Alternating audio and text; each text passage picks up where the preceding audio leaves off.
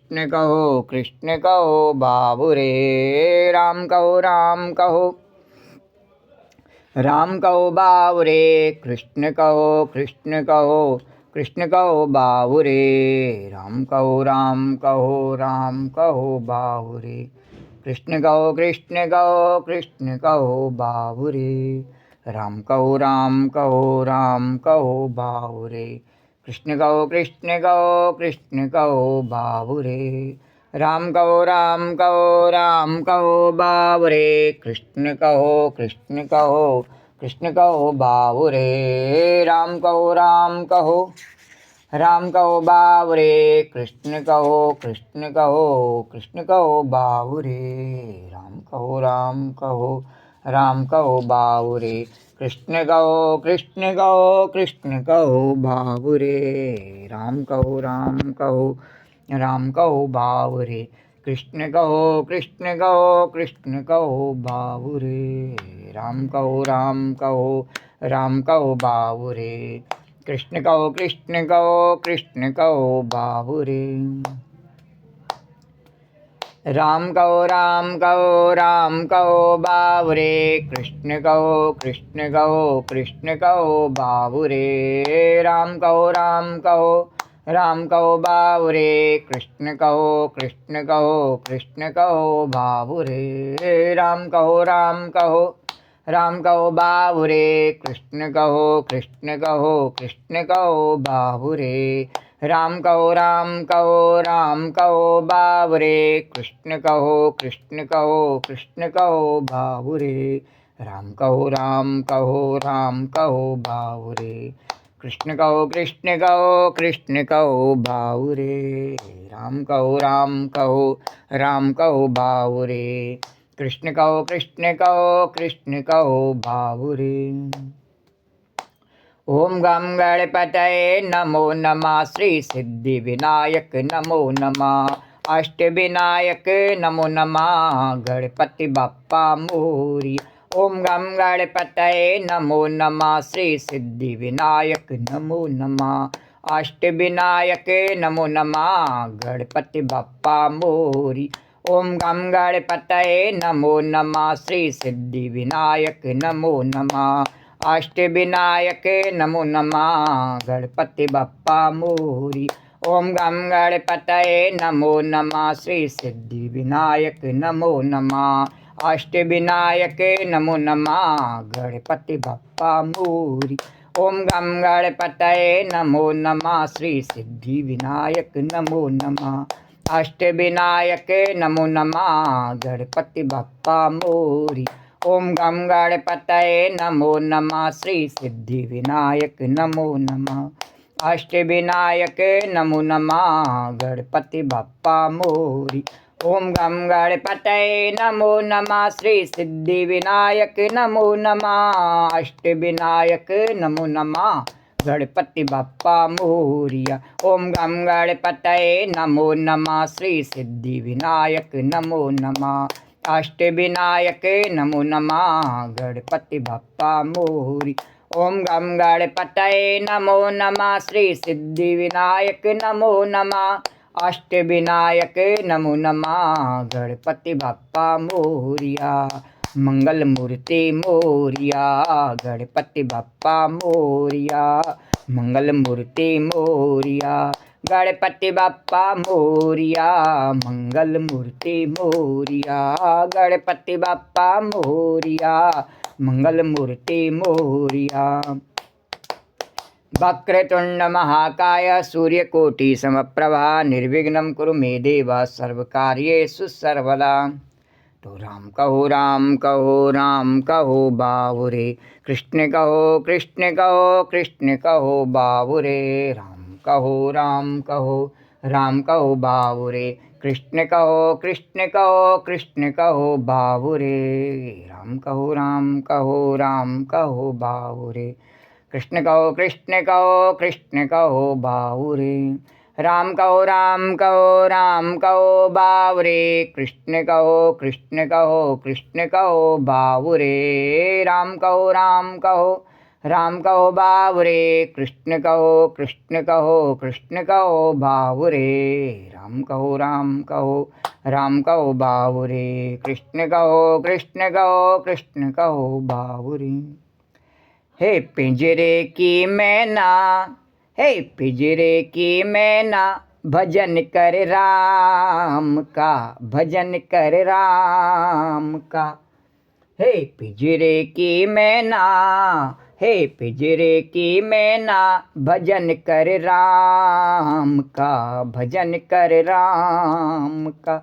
भजन कर ले राम का, भजन कर ले श्याम का, भजन कर ले राम का, भजन कर ले श्याम का। हे पिंजरे की मैना, हे पिंजड़े की मैना, भजन कर राम का, भजन कर ले राम का।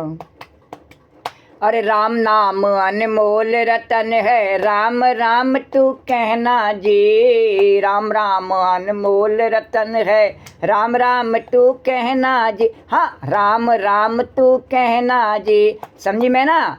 अरे राम राम अनमोल रतन है, राम राम अनमोल रतन है, राम राम तू कहना जी, राम राम तू कहना जी। और भवसागर से पार हुए तो, भवसागर से पार हुए तो, भवसागर से पार हुए तो, ना मरी का लेना। है पिंजरे की मैना, अरे ओ पिंजरे की मैना, भजन कर ले राम का, भजन कर ले राम का। ओ पिंजरे की मैना, अरे ओ पिंजरे की मैना, भजन कर ले राम का, भजन कर ले राम। ये पिंजरे की मैना कौन है? कोई व्यक्ति विशेष नहीं है, ये सभी पिंजरे की मैना है। इस शरीर रूपी पिंजरे में बैठे बैठे सब प्रकार की रसों को लेती रहती है ये मैना। तो भजन कर ले, और राम का रस नहीं लेना चाहती है सिर्फ। जिसने इसे इस पिंजड़े में बंद किया है और जो इसे निकाल सकता है, उसका नाम लेने से इसे डर लगता है। तो भाई बंधु कुटुंब कबीला, कोई किसी को है नारी, अरे कोई किसी को है ना, है तो बुला ले। और भाई बंधु कुटुंब कबीला, कोई किसी को है नारी, अरे कोई किसी को है नारी। अरे मतलब का सब खेल जगत में, मतलब का सब खेल जगत में, नहीं किसी को रहना। अरे किसी को 2 दिन पहले और किसी को 2 दिन बाद रहना किसी को नहीं है यहाँ पे। ये गली घर ये किसी का नहीं है। और कोई पहले चला जाए छोड़ के, कोई बाद में जाए, जाना तो पड़ेगा नहीं।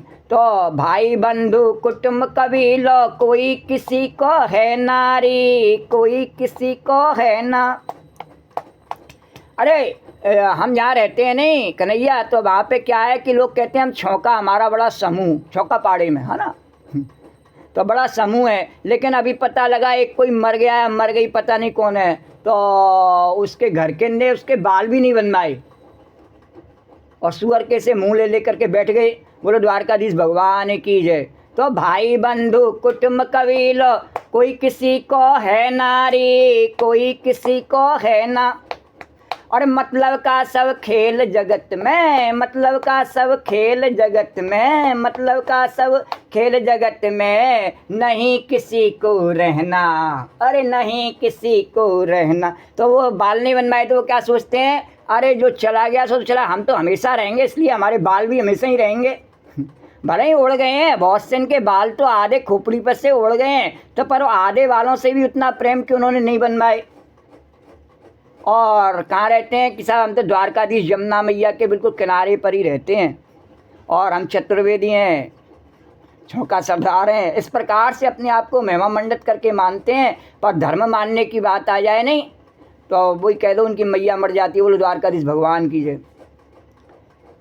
तो भाई बंधु कुटुंब कबीलो, कोई किसी को है नारी, कोई किसी को है ना।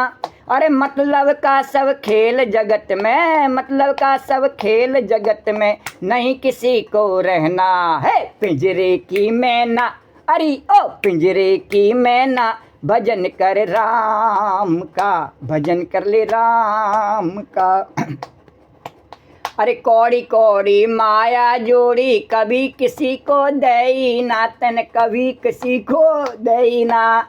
कौड़ी कौड़ी माया जोड़ी, कौड़ी कौड़ी माया जोड़ी, कभी किसी को दई ना तने, कभी किसी को दई ना। अरे सब संपत्ति तेरी यहीं रहेगी, सब संपत्ति तेरी यहीं रहेगी, नहीं कछु लेना देना, अरे नहीं कछु लेना देना, ओ पिंजड़े की मैना।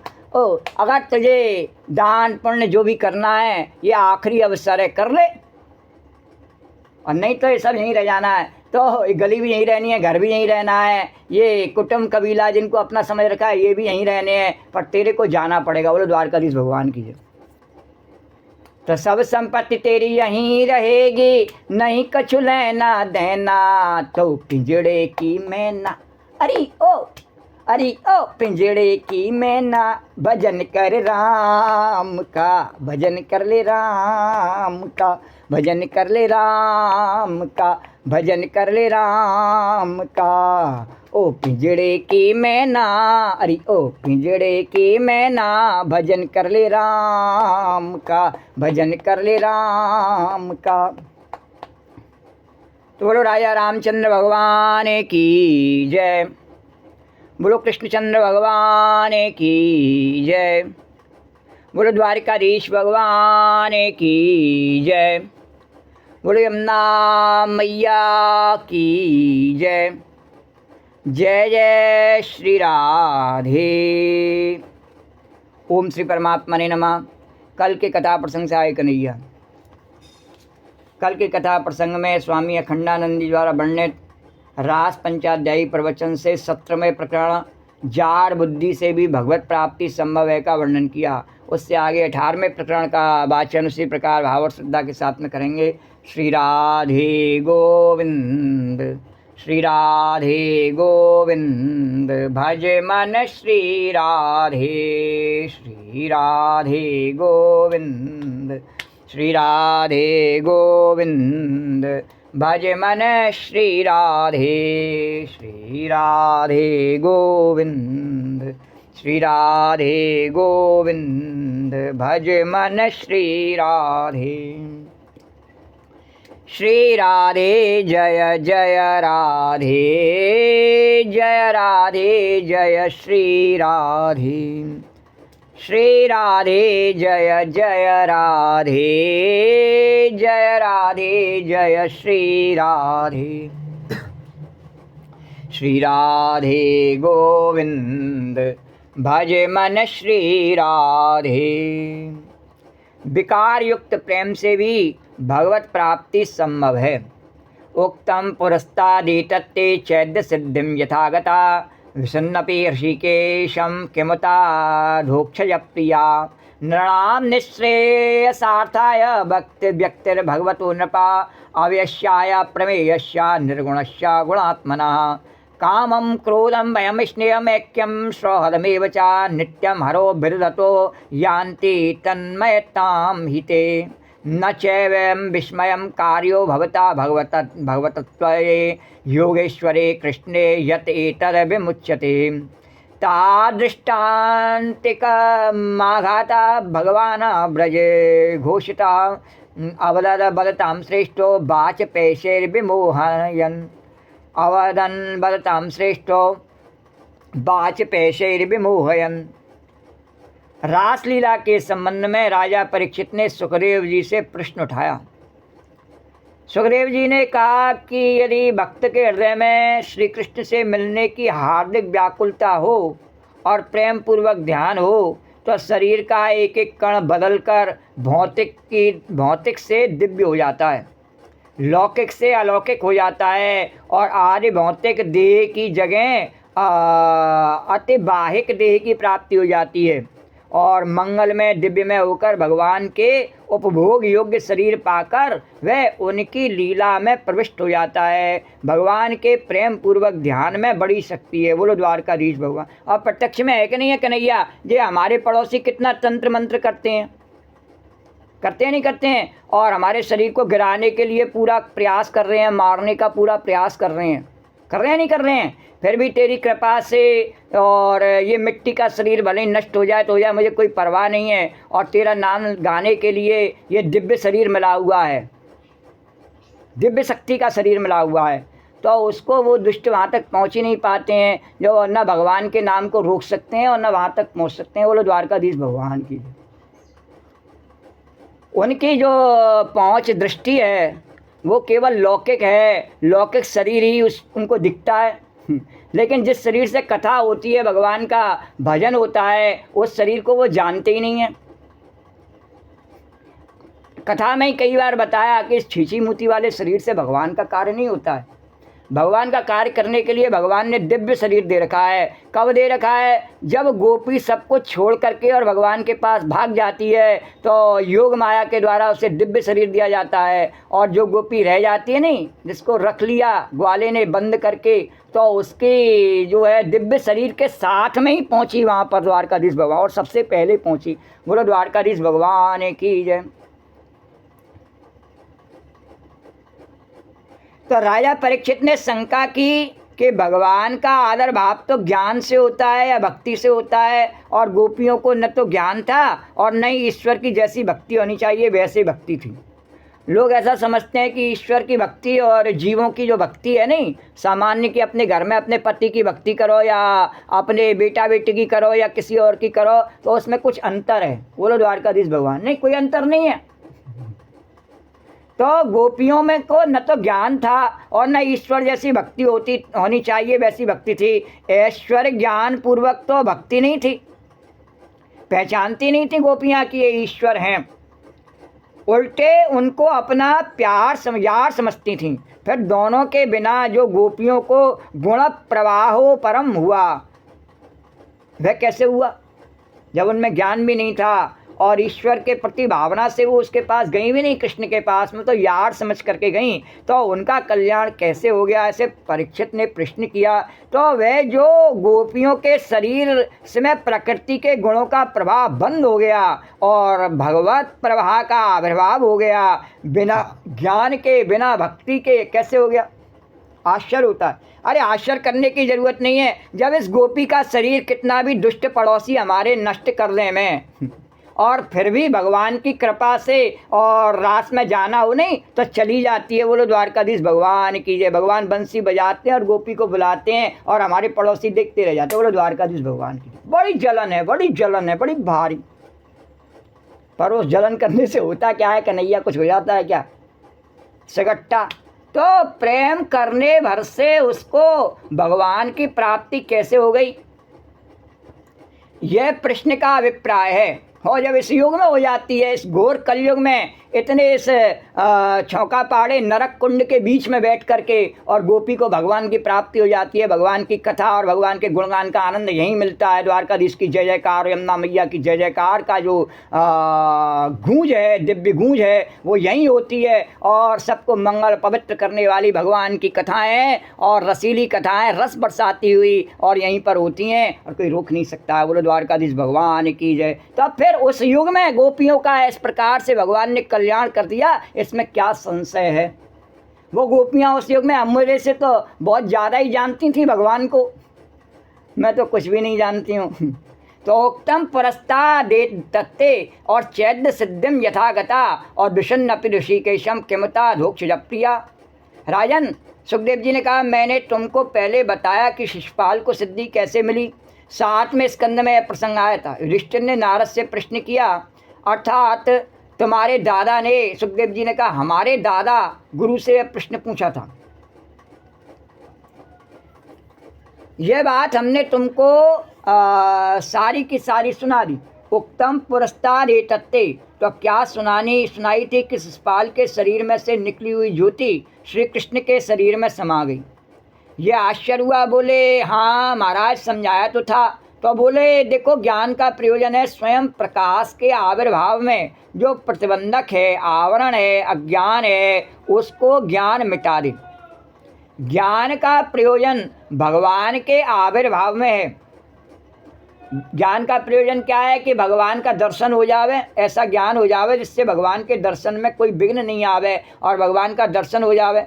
अभी तो भगवान का दर्शन आदमी की 80 वर्ष की आयु हो जाए भगवान का दर्शन ही नहीं हो पाता, क्योंकि उसको पूरे जीवन में अपने भीतर झांकने का एक बार भी अवसर नहीं मिल पाता है।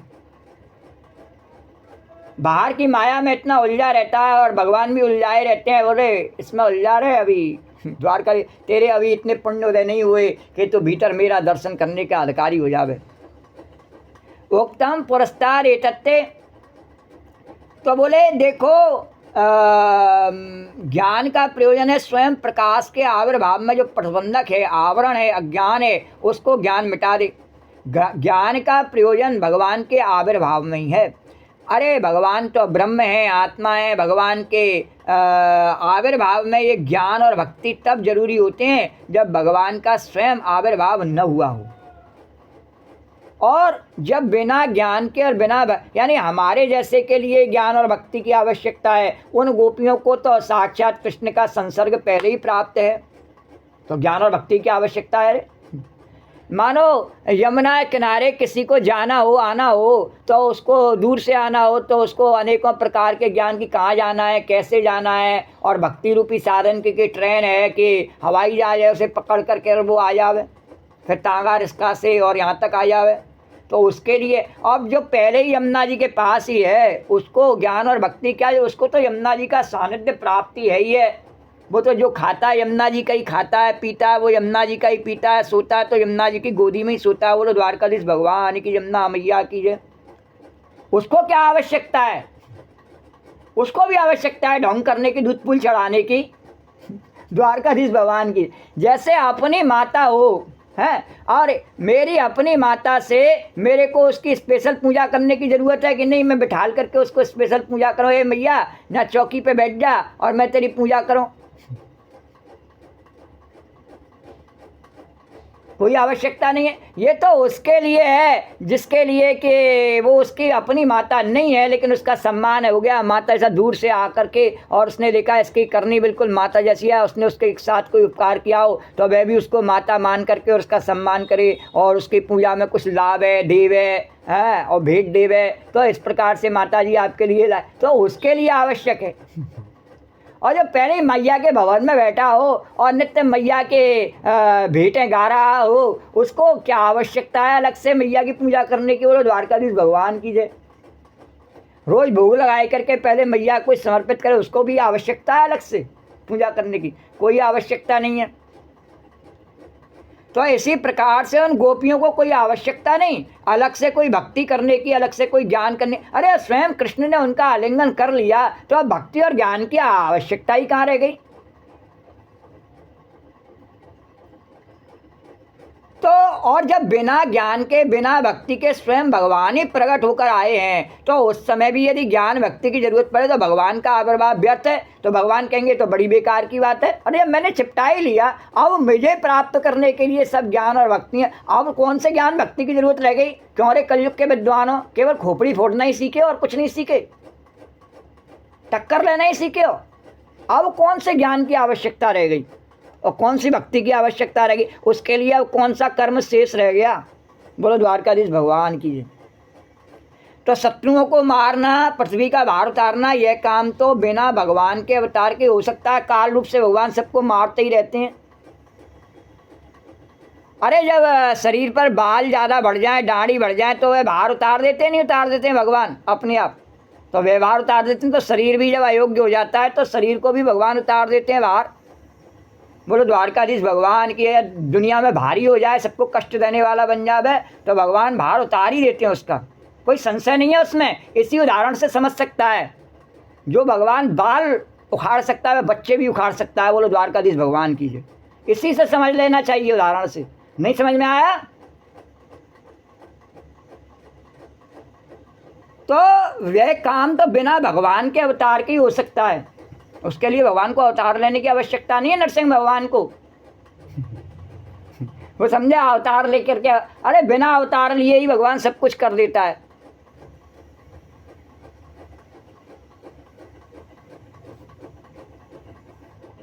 तो भगवान संकल्प करें कि कंस पैदा ही न हो, शिशुपाल दंतवक्र पैदा ही न हो, और पैदा हो में और तो दुष्टि न बने। अरे उनके संकल्प से ही सारा काम चल जाए, वो तो संकल्प मात्र से ही ऐसा कर सकते हैं।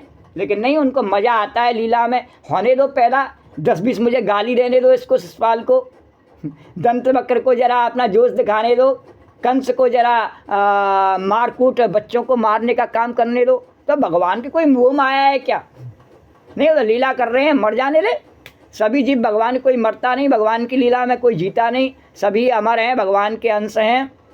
तो भगवान की लीला में हम रहना ही नहीं चाहते। हमें अपनी संसार की अपनी व्यक्तिगत लीला पसंद है कि और हमारी वे व्यक्तिगत लीला नित्य बदलती रहती है, नित्य नष्ट होती रहती है और नित्य उसका क्षय होता रहता है नहीं। द्वारकाधीश भगवान की जय।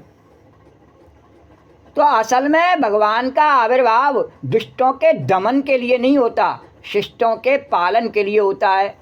शिष्टों के पालन के लिए होता है द्वारकाधीश भगवान के। दमन तो भगवान कर ही देते हैं, बिना अवतार लिए कर देते हैं। अवतार ले रहे हैं क्या भगवान? नहीं, वैसे ही दुष्टों का दमन हो रहा है। हर भक्तन के बैरी बिन मारे मर जाएं, बिन मारे मर रहे हैं, कोई नहीं मार रहा उन्हें। इसी बात का तो उनको रोना है, कोई मारता नहीं है फिर भी मर जाते हैं। यही भगवान का जादू है। अरे श्याम तेरे काम कन्हैया तेरे काम, अरे श्याम तेरे काम कन्हैया तेरे काम, बड़े अचरज भरे कृष्ण गोविंद, कृष्ण गोविंद गोपाल माधव हरे, कृष्ण गोविंद गोपाल माधव हरे। श्याम तेरे काम कन्हैया तेरे। अरे उदार आदमी उदार आदमी के घर जब भोजन होता था तो उसमें यह नहीं देखा जाता कि जो निमंत्रित हैं वही खाएं, निमंत्रित हैं या अनिमंत्रित हैं। अरे जो भोजन के समय आ गया, खोल लो दरवाज़ा, बोलो द्वारका। अरे वहाँ राधा चरण दास जी के सदावर्त में ये देखा जाता है कि जो साधु हैं वही खाएं। अरे नहीं, मथुरा से कुत्ते भी आ गए हैं थोड़े से, श्री अरदास करते करते इनको भी खिलाओ, द्वारकाधीश भगवान के। और ये तो अप टू डेट है कि गाड़ी पे वाले कुत्ते आए हैं, इनको ज़रूर खिलाओ, जिससे साधुओं की नज़र उतर जाए और साधुओं की जूठिन खाए के थोड़ा सा पुष्ट हो जाएं, अपनी स्त्रियों के साथ में एक ढंग से रमण कर सकें, जिससे इनकी स्त्रियां दूषित होने से बच जाएं। और नहीं तो व्यभिचार करती हुई तो डोली रही हैं चतुर्वेदियों की स्त्रियां। अब कोई स्त्री चतुर्वेदी में ये नहीं कह सकता है कि ये शुद्ध है, नहीं, वो सभी व्यभिचारिणी हो गई हैं। द्वारकाधीश भगवान की जय। किसी ज़माने में कहते थे कि थोड़ी 2-4 ऐसी हैं कुब्जा, लेकिन अब ये तो पूरा समाज में सभी व्यभिचारिणी रहती हैं। द्वारकाधीश भगवान की जय, यमुना मैया की जय।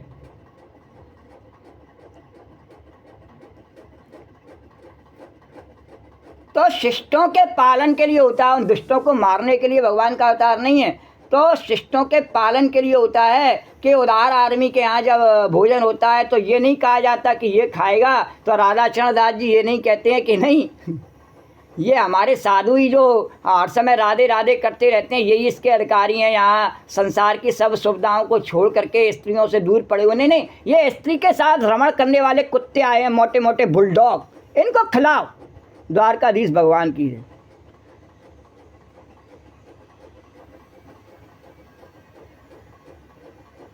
क्यों? क्योंकि इनको नहीं मिलेगा तो कुत्ते की आदत है कि भूंसते हैं, फिर गुट्टे बना करके बैठ जाते हैं और देख देख के घूरते हैं और भूंसते हैं।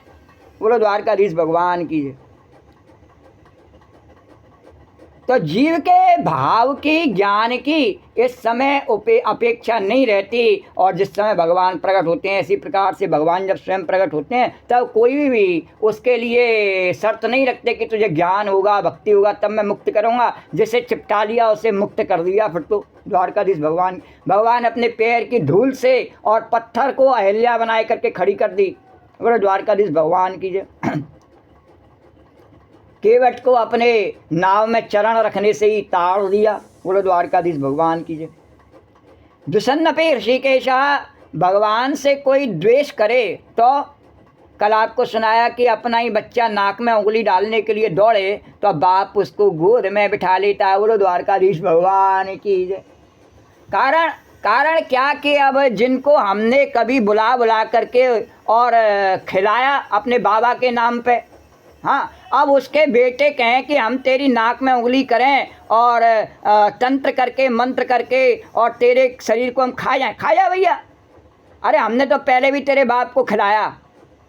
द्वारकाधीश भगवान की जय। वैसे तो खिलाने वाला सबको भगवान है, पर व्यवहार में भगवान द्वारकाधीश कह रहे कि व्यवहारिक भाषा समझ में आती है तो समझ ले, हमेशा तेरे बाप को खिलाया, खा के नहीं गए।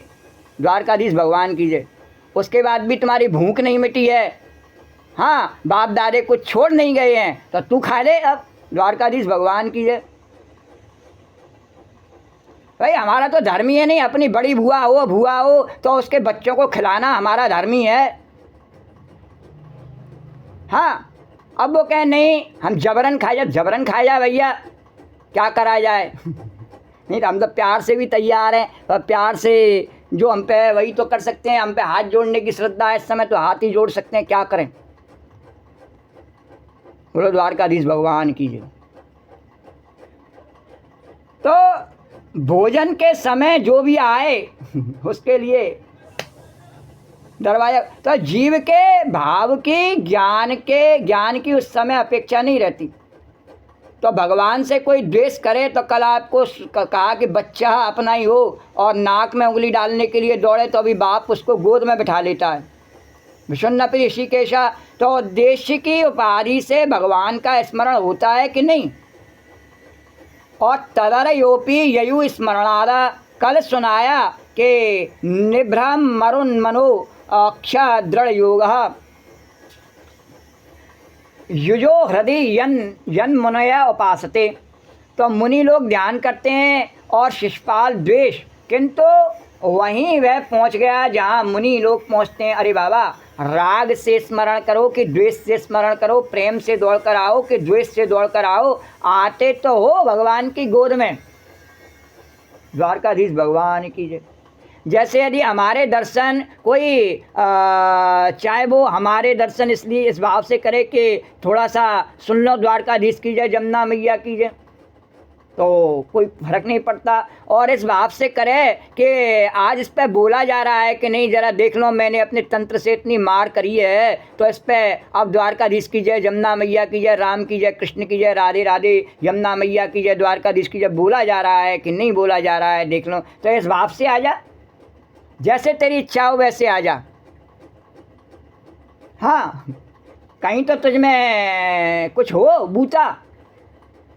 हाँ, अब कोई कहे कि हमारे अभी कहा नहीं कि उसके बाप को, तो उसके बाप के तुझ में एक भी लक्षण नहीं, अगर लक्षण होते नहीं तो तेरे को भी हम तैयार हैं खिलाने के लिए, पर बाप के एक भी लक्षण नहीं। हमें जवाब नहीं लेना, अपने आप देख ले कै बजे बाप उठता था और कै बजे उठता है। अरे श्रद्धा क्या कोई बुरे कर्म करने से पहला थोड़ी हो जाती, कुछ अच्छा कर, बाप का सा बन पहले। माँ पर पूत, पिता पर घोड़ा, और बहुत नहीं तो थोड़ा थोड़ा साबुन लगा लेने से बाप का जैसा नहीं बन जाता है। बाप तेरा साबुन नहीं लगाता था। बोलो द्वारकाधीश भगवान की जय। अब तू 50 वर्ष पे हीरो बनना चाहता है। बोलो द्वारकाधीश भगवान की जय। हाँ, और कह रहा है कि मुझे मानो उसका ही बेटा। हम नहीं माने, जिससे मन माना उससे मनवा ले।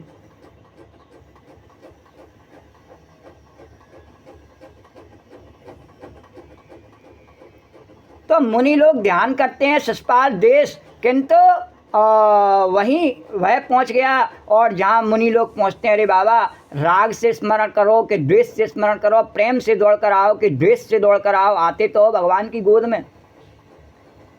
और कथनचित नेच्छते पृथक, तो भगवान तो देखते हैं कि हमारा बच्चा बहुत देर के बाद खेल कर, घूम कर, भटक कर, रो कर, गा कर, कैसे भी हमारी गोद में आया। द्वारकाधीश, ऐसे ही भगवान कहते हैं गोपी कैसे भी उन्होंने तेरे दर्शन करे, किसी भाव से करे, तेरा काम यही है कि उनका मंगल हो, कल्याण हो। द्वारकाधीश भगवान की जमुना मैया कीजिए। अपने कर्मों से वो अपना कुछ भी बिगाड़ने में। हाँ, तो वे ये नहीं देखते कि कहाँ से कैसे आया। कथन जिन्नेक्षते पृथक, कैसे भी आए उसको पराया समझते ही नहीं। हमारे लिए कोई पराया नहीं है। किसको केसर पत्थर मारो कौन पराया है, और शीश महल में हर एक चेहरा अपना लगता है। तो अपना आपा ही समझते हैं, और है भी। इसमें कोई झूठ बोल रहे हो तो बता। तो अपना ही समझते हैं। तो विषन्नपि ऋषिकेशम का अर्थ वल्लभाचार्य जी महाराज ने बताया कि यह मत समझना कि कंस ने भगवान से भय किया था, शिशुपाल ने द्वेष किया था, तो भय करने से या द्वेष करने में वे स्वतंत्र थे? नहीं, स्वतंत्र नहीं थे। भगवान ने उनको वही भाव दे करके पैदा किया था। ऋषिकेश, अरे यही तो उनके इंद्रियों के स्वामी हैं। जब कंस कृष्ण को गाली देता था और शिशुपाल कृष्ण को गाली देता, तब उनके हृदय में भगवान नहीं बैठे क्या? बैठे हैं। और जब उनको प्रेरणा दे रहे हैं कि नहीं दे रहे हैं? प्रेरणा क्यों दे रहे हैं? अरे मुझे दो दो हाथ करने हैं। तो जब खुद ही अपने को गाली दे रहे थे तो उन्हें गाली सुन के भी खुश होना पहुँचा कि नहीं? वो भगवान बोले गोपी हमें तुम्हें तो बहुत आनंद आता है, देने में भी गाली और लेने में भी, देने दो। द्वारकाधीश भगवान की जय। हमारे पास कोई कमी थोड़ी। तो यह मैंने वल्लभाचार्य जी महाराज का बोले। भगवान बोले क्या है कि इस क्यों कहा भगवान ने ऐसा? भगवान बोले नहीं, केवल मीठी बातों से प्यार नहीं होता है, कभी कभी गालियों से भी प्यार होता है। गाली देने के लिए, गाली सुनने के लिए ही सही, हमारे दर्शन करने तो आते हैं। बोलो द्वारकाधीश भगवान की जय। अपने आप को हमें दिखा करके कृत्य कृत्य होते हैं, धन्य धन्य होते हैं। बोलो द्वारकाधीश भगवान की जय।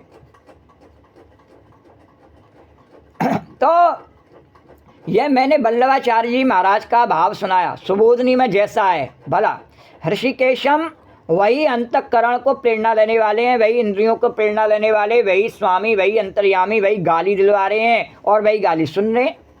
अब गाली की वजह से नहीं मिलेंगे तो कैसे भगवान? गाली भगवत प्रक्रिया में प्रतिबंधक नहीं हो सकती, और वही तो दिलवा रहे हैं आपके लिए। अरे जब सब यहीं छूट जाता है, सब छूट जाता है नहीं यहीं, तो क्या गाली क्या साथ में चली गई उसके? द्वारकाधीश भगवान, गाली भी यहीं छूट गई। और अक्सर बात कैसे छूट जाती है उसका भी बता दें कि हमारे बाबा मुकुट नारायण बहुत गाली बकते और लोग उनको समेट लेते, तो वो तो अपनी गाली यहीं छोड़ गए, लोगों ने समेट के अब तक धर रखी हैं अपने पास में।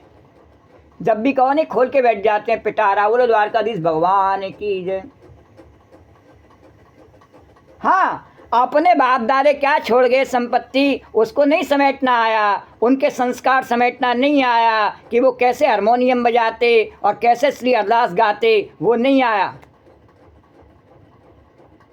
हाँ, और दूसरे ने क्या कहा उस बात को अब तक समेटे हुए बैठे हुए हैं। बोलो द्वारकाधीश भगवान की जय। तो नारायण, अब देखो मधुसूदन सरस्वती ने दूसरा ढंग लिया। उन्होंने तो इसका विवेक करने के लिए बहुत बड़ा निबंधी लिखा है। वे कहते हैं कि परमात्मा एक है, अद्वितीय है, और मिलेगा तो एक ही होगा, नहीं मिले तो बात दूसरी, पर मिलेगा तो वही का वही होगा। जो प्रेम तो प्रेम से मिले कि द्वेष से मिले, तब मिलेगा तो वही मिलेगा। तो बोले फिर प्रेमी में द्वेषी में कोई फर्क ही नहीं हुआ तो क्या हुआ? तो तू द्वेष कर ले भगवान से, कौन मना कर रहा है? करके देख ले, कोई फर्क नहीं है। तो प्रेम करेगा तो ज़िंदगी भर खुश रहेगा और मरने के बाद भी उसको प्राप्त करेगा। जब भी मिलेंगे तो मिलेंगे, इस जीवन में मिलें या अगले जन्म में मिलें, लेकिन जो दुश्मनी करेगा वह इस जीवन में दुखी नहीं रहेगा, घुलता रहेगा और मर जाएगा तब वह मिलेगा। और शिशुपाल की ज्योति समा जाएगी, लेकिन शिशुपाल जब तक जिंदा रहे तब तक हाथ पांव पटकता रहेगा, दांत फिसता रहेगा और चेहरा लाल रहेगा, और मार डालेंगे इस ग्वाले को। जिंदा रहते द्वेष में रहा, जैसे हमारी पड़ोसन पूतना मैया, हमारे पंडित जी 50 अध्याय वाले, हमेशा पूरे जीवन द्वेष में बीत गया उनका। तो उन्होंने कहा कि तररयोपी ययु स्मरणाता। बोले स्मरण तो दोनों को है, द्वेष करने वाले को भी है। अब द्वेष भी करे तो भी क्या, अब तंत्र करना पड़े बेचारों को। अब बता, मैं कन्हैया कह रहे बता दे गोपी। बोले तंत्र करना पड़े तो रात भर जगें। अरे किसी को जगाना हो तो स्वयं जगना पड़ता है, किसी का बुरा करने के लिए अपना बुरा स्वयं करना पड़ता है। और बुरा करते करते इतना बुरा कर जाते हैं कि सवेरे उठ ही नहीं पाते हैं, द्वारकाधीश की मंगला भी छूट जाती है, और फिर हल्ला मचाते हैं, चिल्लाते हैं। और कभी कभी तो ऐसे चिल्लाने के ऊँटे देखते हैं। कन्हैया कह रहे बड़े मज़े की बातें बता, अरे हाँ कन्हैया मैंने एक केले का छिलका क्या फेंक दिया, प्रलय हो गई। द्वारकाधीश भगवान। और वो क्या कहे हमारा पड़ोसी, ये तो मेरी गली है, मेरी नाली है। अरे तो इसमें मुँह मार ले भैया, तेरी है, मैं नहीं मना, तेरी तेरी तेरी तेरी तेरे बाप की, द्वारकाधीश भगवान की, मेरी नहीं, इसीलिए तो मैंने फेंका, तेरी है, तू साफ कर ले, द्वारकाधीश भगवान की। हाँ, और अपन स्वयं फेंक देवे, भर भर के पत्थर फेंक देवे और कुछ भी फेंक, हम कुछ नहीं कहें, क्यों नहीं कहें, क्यों हमारी गली थोड़ा ही कि किसका घर और किसकी गली। पर उसको मूल को पता ही नहीं क्या बात का द्वेष है। केवल तुमने राम कहा नहीं, कृष्ण कहा नहीं, भगवत कथा का प्रचार प्रसार किया नहीं, और उसको द्वेष है। तो क्षुद्र लोग कुत्ते की तरह भूंजते रहते हैं, द्वेष करते ही रहते हैं, और भक्त लोग सिंह की तरह राम का नाम कृष्ण का नाम जयकार करते ही रहते हैं। बोलो द्वारकाधीश भगवान की जय, जमुना मैया की जय, जय जय श्री राम। किसे डरते नहीं है। तो ये तो हुई जिंदगी, लेकिन द्वेष और प्रेम दोनों के अंत में जब मिला परमात्मा, तो वही का वही, और भगवान तो वही तुझे मिलना है, आखिर में वही मुझे मिलना है, क्योंकि सबकी नाव जानी तो वही उसी परमात्मा के पास में है। ये तो रंगमंच है, प्रेम और द्वेष दोनों रंगमंच पर हैं, पर्दे के पीछे नहीं है। पर्दे के पीछे तो अपना घर है। तो एक आदमी के घर कोई मेहमान आया और टाले न टले जावे नहीं, पति पत्नी ने आपस में सलाह की से कैसे टाले तो महाराज दोनों बस चाय पीने के लिए बैठे तो लड़ गए आपस में। अब देखो कथा सत्य के पायदानों पर आगे चलती है। क्यों लड़ गए, तो हम देखते हैं पड़ोस में हमारे पड़ोसी पति पत्नी डोकरा डोकरी लड़ते रहते हैं, है नहीं, पूतना मैया और उसका पति, तो लड़ते रहते हैं। तो वो लड़ते नहीं हैं, लड़ने का ढोंग करते हैं, द्वारकाधीश भगवान की जय, है ना। तो ऐसे ही दोनों आपस में लड़ बैठे। पत्नी ने कहा चूल्हा ही नहीं जलेगा, घर में रोटी नहीं बनेगी।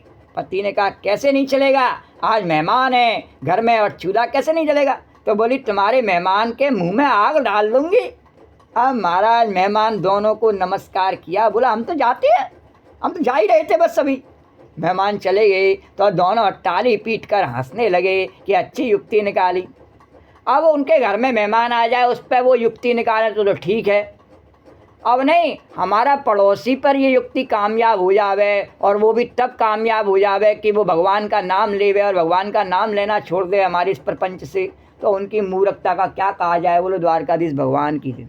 क्योंकि कहावत क्या है कि तू कूट छाती और मैं कूटूं पेट, और पावड़ा उठ जाएगा तो अब मैं और तू एक कोई। अरे पावड़ा तेरे घर में रखा ही नहीं किसी ने, उठ कहाँ से जाएगा रे, जबरदस्ती। द्वारकाधीश भगवान की जय। तो मैं अनाधिकार चेष्टा दूसरे के अधिकार पर भी अपना अधिकार जमाना चाहूँ, अनाधिकार चेष्टा करना चाहा, तेरे घर में पावड़ा रखा हो तो तेरी ये चाल चल सकती है। बोलो द्वारकाधीश भगवान की जय। और मैं द्वारकाधीश की अपने द्वारकाधीश के मंदिर में अपने द्वारकाधीश की शरण में राम नाम गाऊँ, तेरी कोई चाल नहीं चल सकती है, समझी। तो द्वारकाधीश भगवान की भगवान कह रहे कि हाँ कभी कभी इस प्रकार से बताना भी आवश्यक होता है दुष्ट को।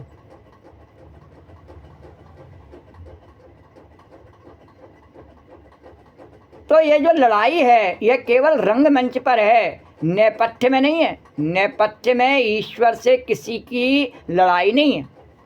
यह परम प्रेमास्पद आत्मा सबका अंतर्यामी सबका स्वामी है, एकांत में लड़ाई नहीं है। वह तो नाटक में लड़ाई है, यह तो भगवान की लीला थी। इसमें कोई भगवान द्वेषी नहीं है, प्रेमी नहीं है। भगवान जैसा खेलना चाहते हैं उसके साथ वैसा ही खेल खेलते हैं। चैद्य सिद्धिम यथागता।